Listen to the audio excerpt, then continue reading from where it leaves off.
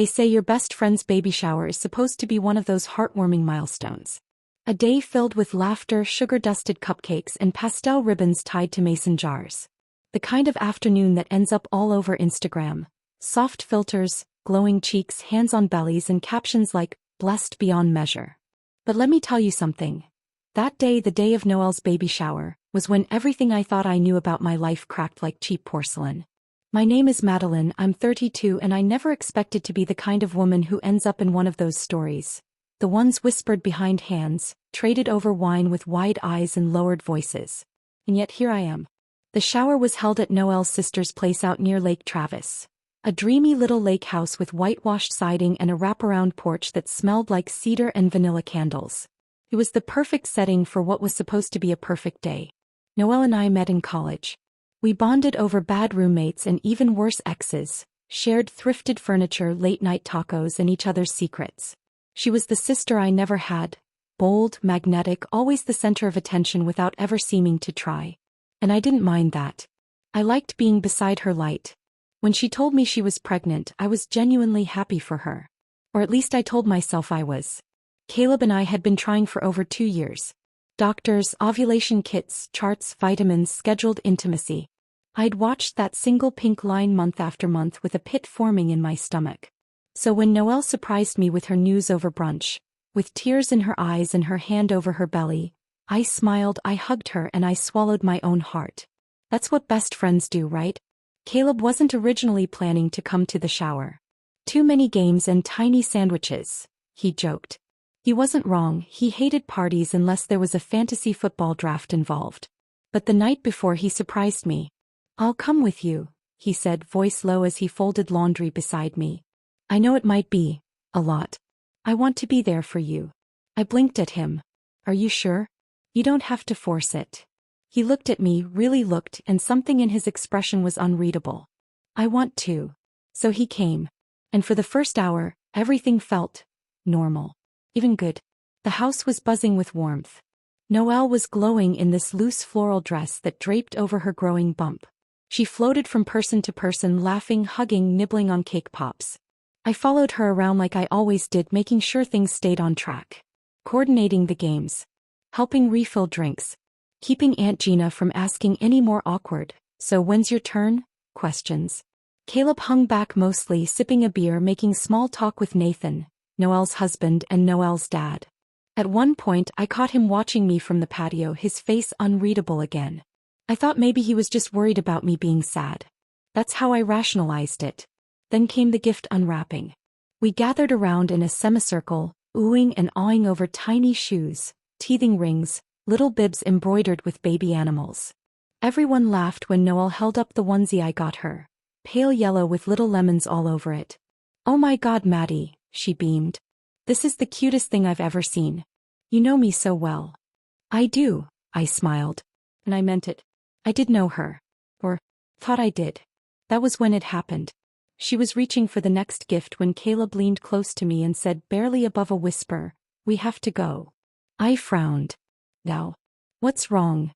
He was pale. Really pale. Like the blood had drained out of his face. "We need to leave. I can't keep standing here pretending everything's okay." "What are you talking about?" I whispered back, heart racing. He didn't answer, not right away. Just gripped my wrist like he was bracing himself on it. "Please. Just come with me." There was something in his voice I'd never heard before. Not anger. Not fear exactly. Shame. I stared at him, trying to piece together what could possibly be happening. Was he sick? Did someone die? I excused us awkwardly. Noelle didn't even notice, she was laughing at some joke her sister made, and followed Caleb out the front door, across the gravel driveway, down to where we parked. My sandals crunched against the stones as I caught up to him. "Caleb," I said, grabbing his arm. "You're scaring me. What the hell is going on?" He turned to me and his eyes were already glassy. Wet. Like he was about to cry. "I have to tell you something. And I know it's going to destroy you." The air around us stopped moving. Somewhere in the distance I could hear the party still going. Laughter. Music. A world still intact. But in that moment mine wasn't. I didn't know it yet, but everything I believed about my marriage, my friendship, and my life was about to come crashing down. And I wasn't going to be the same woman on the other side of it. I stood beside our car, my hand still gripping Caleb's arm, but the ground beneath me may as well have fallen away. I didn't recognize the man in front of me, not really. His face was familiar, the same one I'd woken up next to for 6 years. The man who rubbed my back when I cried after another failed pregnancy test. The man who remembered to buy my favorite oat milk even when I forgot. But now his mouth trembled. His eyes darted. And the words he was about to say would erase everything we'd built. I tried to keep my voice level. What do you mean you have to tell me something? He exhaled hard like he'd been holding his breath for hours. I should have told you sooner. I wanted to. I tried. But every time I looked at you I couldn't. I was already shaking. Caleb, say it. Right now. His hands clenched into fists at his sides, then relaxed. Then clenched again. His eyes, bloodshot and watery, finally met mine. Noelle is pregnant, he said. I'm aware, I snapped. I was just at her baby shower, remember? He closed his eyes like my sarcasm physically hurt him. Noelle's baby, he opened them again. It's mine, Maddie. Time didn't slow down. It didn't freeze. It didn't offer me the cinematic grace of disbelief. Oh, it sped up. My heart hammered so fast I thought I might pass out. A wave of nausea swept through me and I staggered back from him, my hand shooting out to the side mirror for balance. You're lying, I whispered. I'm not. His voice cracked like a branch. It was one night. Last July. You were in Houston with your mom. She came over, said Nathan was out of town and we were both drinking. Don't you dare, I hissed, my voice sharper than I'd ever heard it. Don't you dare say it just happened. That it was a mistake. You don't accidentally sleep with my best friend. He winced. I'm not defending it. I'm not trying to make excuses. I'm telling you the truth now. No. After the nursery paint had dried. After the invitations had been sent. After I'd stood beside Noelle while she opened gifts for a child I thought belonged to a man who wasn't my husband. I shook my head, my voice barely more than a whisper. How long have you known? She told me she was pregnant about a month after it happened, he said. At first she said it was Nathan's. Then she called me crying one night and admitted it might be mine. We agreed to get a test after the baby was born to be sure. But then, I could see it clearly now. The avoidance. The tension. The long stares across the room. The quick silences whenever I walked in. She told me she told Nathan, Caleb said. That he knew the baby might not be his and they were going to work through it. I believed her. I wanted to believe her. But when we got to the shower today, and I saw him doting on her, holding her hand like nothing was wrong, I realized she never told him. He looked at me, then really looked at me, his voice low. And I realized you didn't know either. I covered my mouth with both hands, holding in a scream that wouldn't have stopped. Tears blurred everything. Why? I croaked. Why her? Of all people. I don't know, he said, and I could tell he meant it. She was there. I was weak. Meant nothing. I swear to God, Maddie. I never stopped loving you. I laughed, a raw, broken sound. Do you even hear yourself? I thought if I told you I'd lose you, he said, voice cracking. But keeping it just made everything worse. You did lose me, I whispered. The second you touched her. You lost me. A silence hung between us, oppressive and heavy. I thought of all the nights I cried in Noelle's arms about our infertility. How she held me, how she told me it would happen when it was meant to. She knew how much it hurt me, how desperate I was for a child. She looked me in the eye every day and smiled. She touched her belly while I handed her baby shower invitations. She let me plan that day. You know what hurts the most? I asked softly. It's not even just that you slept with her. It's that you both let me love this baby. You let me dream about becoming its honorary aunt, holding him in the hospital, rocking him to sleep, your baby Caleb. With her. I'm so sorry, he whispered. I didn't want to be the one to hurt you. I stared at him, and in that moment I realized something sharp and clean. He already had. And so had she. I turned away and got in the car. I didn't know where I was going. I just knew it couldn't be back inside that house. Not with the cupcakes. Not with the laughter. Not with the woman who was both my best friend and the mother of my husband's child. Not anymore. The days that followed felt like I was living inside someone else's life. Someone I'd pity but never want to be. I stayed with my sister Lauren on the east side of town. She asked if Caleb and I had gotten into a fight and I mumbled something vague about needing space.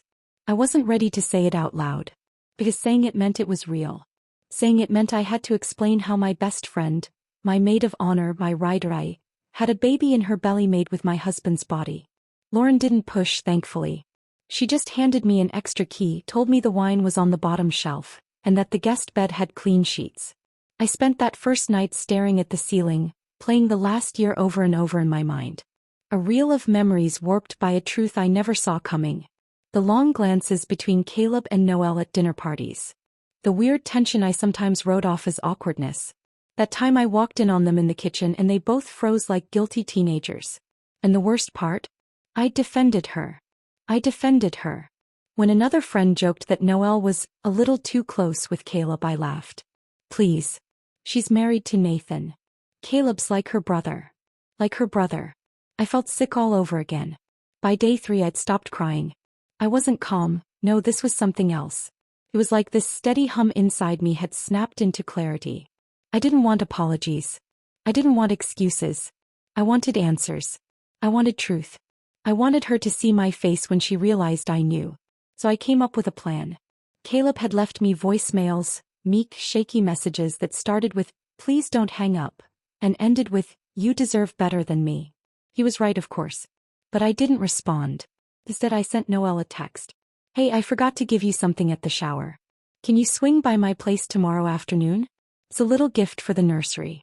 Just you. Shouldn't take long. Yellow heart." She replied less than 2 minutes later.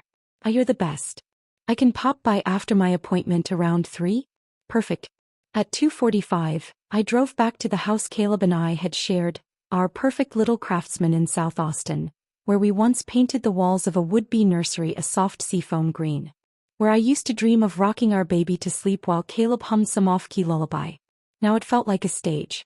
And I was setting the scene for the last act of a very ugly play. Noelle arrived right on time. I watched her through the front window, how she parked, adjusted her sunglasses, and stepped out like she hadn't just ripped a hole through my life. She rang the bell and I opened the door like everything was normal. "Hey mama," she chirped, rubbing her belly. "How are you holding up after the party? It was kind of chaotic, huh?" Her smile was bright. Too bright. Like she knew something but still thought I didn't. I let her in. "Come on in," I said. "It won't take long." She walked inside, glancing around like she expected balloons or a surprise. She set her bag down on the console table near the stairs. I noticed her wedding band glinting in the sunlight. "You want water? Tea?" I asked, heading toward the kitchen. "Just water would be great. I've been swelling like crazy." I poured her a glass, took a breath and carried it back into the living room. She was seated on the couch, rubbing her belly absent-mindedly. I sat across from her, glass in hand, and smiled. And then I said, "How long were you planning to lie to Nathan? And me?" Everything in her face changed. Her jaw slackened. Her hand froze mid-stroke. Her eyes went from confusion to alarm, then to guilt. Full, naked guilt. "Maddie," she breathed. "Wait. Save it," I said flatly. "He told me. At the shower." She closed her eyes for a second like she'd been punched. When she opened them again, they were wet. "It was never supposed to happen," she said, voice small. "It was one time. We didn't think." "Don't," I snapped. "You don't get to play innocent now. You let me cry on your shoulder while you were carrying his child. You let me buy you baby gifts, plan your shower, while knowing." She opened her mouth again, but I reached into the drawer of the side table and slid the manila envelope across the coffee table. She stared at it, not touching it. "What's this?" "A paternity test. From Caleb. Weeks ago. You thought you were so clever keeping it from everyone." Her fingers trembled as she picked it up and opened the flap. She read it slowly like the letters were made of fire. 99.9% match. Father.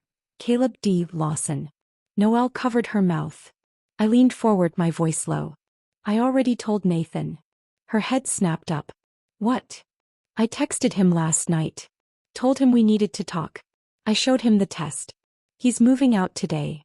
The tears in her eyes spilled. "Maddie, you don't understand." "No. You don't understand," I said. "You didn't just sleep with my husband. You killed our friendship. You burned it to the ground and danced on the ashes. She sobbed then. Ugly, gasping sobs. I stood. You and Caleb deserve each other. You built this mess together. Now you get to live in it. And I walked out. Left her sitting there holding the proof of her own destruction. 6 months. That's how long it's been since that afternoon. Since I sat across from the woman I once called my best friend and handed her the truth like a loaded weapon. Noelle had her baby 2 weeks early. A boy. Healthy. 7 pounds 10 ounces. The kind of child I used to imagine would one day be mine. I didn't visit her. I didn't send flowers. I didn't even send a text. The last time I saw her she was crumpled on my living room couch holding a paternity test like it might bleed if she squeezed it too tight. I saw a picture of the baby once, on a mutual friend's Instagram story. They hadn't cropped Caleb out. He was there awkwardly holding the child in a hospital gown, looking as pale as the walls. It didn't make me cry. It didn't even make me flinch. Because by then I was already building something else. Something just for me. Something ours. You see, 2 weeks after Caleb's confession I started feeling nausea in the mornings. Tiredness. I thought it was the stress. The heartbreak. My body's way of processing betrayal. But then I realized the dates didn't add up. I'd been late. And for the first time in over 2 years of hoping, trying, sobbing on bathroom floors, I saw 2 pink lines. I stared at the test for a full 10 minutes before I could breathe. My hands shook. My heart thundered in my chest.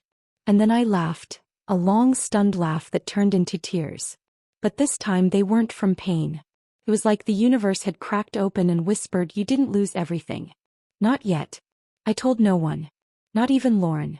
I kept it buried inside, a glowing secret just under the surface of my skin. I went to appointments quietly, my hand pressed protectively over my belly on every drive. I watched the heartbeat on the screen, the flicker of life, and felt this wild, aching joy bloom in my chest. This was mine. Uncomplicated. Untainted. Caleb called a few times. Left voicemails. One of them broke into tears halfway through and hung up. Another said something about wanting to make things right, and stepping up. I never called him back. I had nothing left to say. I was done explaining to men why their choices destroyed me. I was done watching people make messes and then offer me a broom. He tried to see me once. Showed up at Lauren's doorstep looking thinner, haunted. She sent him away without blinking. That's the thing about sisters. They don't always need the full story. They just know when someone has no business standing at your door anymore. As for Noelle, she texted once in the middle of the night. "I miss you. I made a mistake. I'd take it back if I could. Please. Please don't hate me." I stared at it for a long time before deleting it. No response. No explanation. Just silence. And then last week when I hit the 20-week mark I sent them a gift. Not out of kindness. Out of clarity. It was small. A white box with a silver ribbon. No name, no return address. Just a card tucked inside and one printed photo. The photo. My latest sonogram. Clear, proud, unmistakable. The card was simple. Handwritten in navy ink on cream cardstock. "Looks like you weren't the only one playing games with fate. Good luck." I imagined her opening it in her kitchen, holding her baby with Caleb in the next room. I imagined her hands trembling, her mind spinning. Was it his? Was it not? Was it a cruel coincidence? Or something worse? The truth? It wasn't Caleb's. It couldn't be. I knew that. The timing wasn't even close. But she didn't know that. And neither did he. I wasn't offering facts. I was offering doubt. A mirror held up to their choices. Let them wonder. Let them unravel. Let them feel what it's like to question everything. Because revenge doesn't always scream. Sometimes it's silent. Precise. Sometimes it arrives in a white box with a sonogram photo and a signature that's no longer yours. My daughter is due in August. I've picked out her name. I've painted her room. Seafoam green. The color we once chose for a nursery that was never meant to be. I feel her kick now when I talk to her. Like she's telling me I'm here. We made it. She'll never know the version of me that cried on bathroom floors. She'll only know the woman who survived them. I won't tell her everything. But one day maybe I'll say this. Sometimes the people who love you the loudest are also the ones who betray you the quietest. But you don't have to shatter when they do. You just have to rebuild smarter, colder, stronger. And that's what I did. Because they thought they broke me. But all they did was set me free. Thank you so much for listening to my story. Your support means everything. If this story touched you or made you think, please subscribe to our channel for more real, powerful stories.